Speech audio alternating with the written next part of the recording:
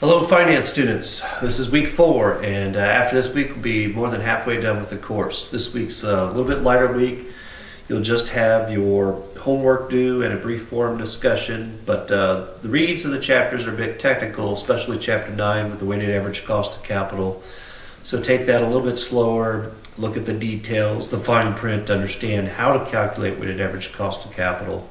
Essentially, when you're looking at weighted average cost of capital, you're looking at the entire capital structure for the firm. So if a firm is financed with 50% debt and 50% equity, what we call stock, and the required rate of return on equity is 15%, maybe the after-tax cost of debt is 5%, well, we multiply both of those by 0.50, we find out the weighted average cost of capital is about 10%. But that's a general summary. When we look at the cost of the equity, we're using what we looked at before, what we call the capital asset pricing model, the risk-free rate plus beta times the difference between the market return and risk-free return.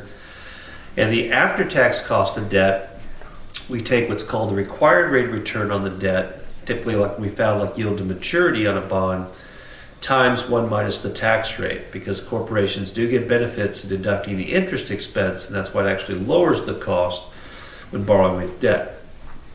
Chapter 10, kind of the meat and potatoes, we're going to look at net present value, internal rate of return.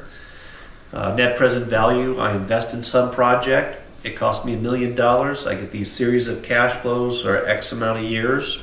I discount those cash flows back at perhaps the weighted average cost of capital. If the present value of these cash flows are greater than the cost of that investment, then the project has a positive net present value, and I would be more likely to accept that project, that it's going to give a positive return to my shareholders and add value to the company. If the project can be profitable from an accounting standpoint, but if it doesn't meet that required rate of return, it will have a negative net present value and we want to reject the project. Also, internal rate of return, by definition, is the rate that sets the net present value equal to 0. So again, I'll say that again, it's the internal rate of return is the net present value, sets the net present value equal to 0.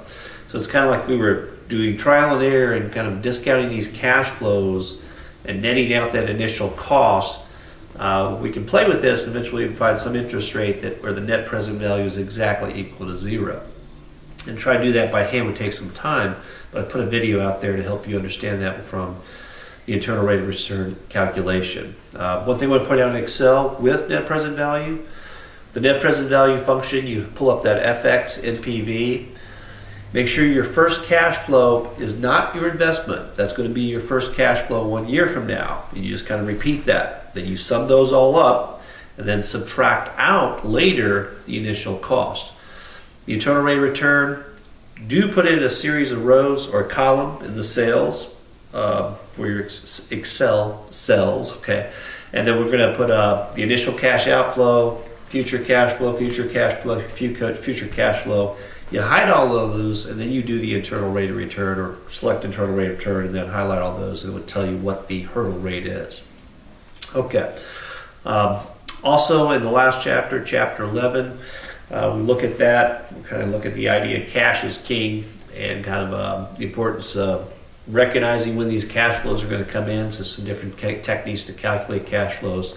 One thing we have to remember with any project evaluation, that cash is not guaranteed and sales are not guaranteed. So there's going to be things that we want to look at like sensitivity analysis, the what ifs. You know, if I'm Southwest Airlines, what happens if jet fuel prices rise 25%? How does that impact the bottom line? Perhaps it does quite a bit.